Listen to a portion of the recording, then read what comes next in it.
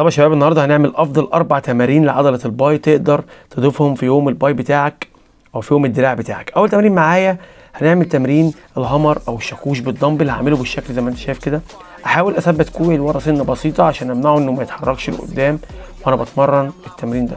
التمرين ده قوي جدا، شغال عضله الباي بشكل كبير وكمان هيشغل معايا الساعد. هعمله 4 مجموعات، كل مجموعه 12 عده. اروح للتمرين الثاني، هجيب دكه بالزاويه اللي انت شايفها زي كده واثبت كوعي لورا. اهم حاجه كوعي يبقى ثابت ما يتحركش معايا وانا طالع ونازل.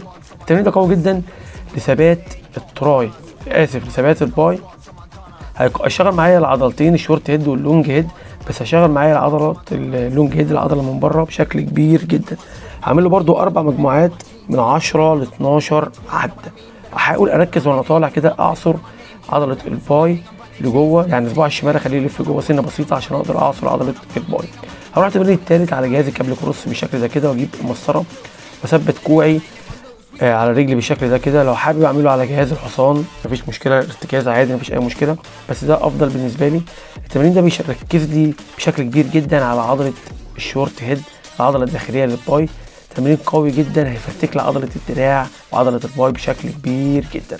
هعمل برده التمرين ده 4 مجموعات، كل مجموعه 12 عده. ممكن اخر مجموعه اعملها دروب ست، ابدا انزل بالاوزان 3 مجموعات ورا بعض، ابدا انزل بالاوزان.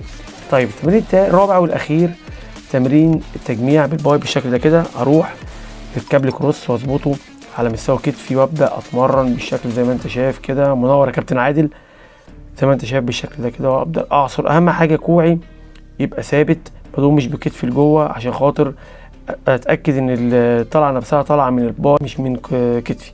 هعمل التمرين ده 3 مجموعات، احاول اكرر بيه 15 عده. كده وصلت لنهايه الفيديو. اتمنى الفيديو عجبك تكون عملت لايك للفيديو.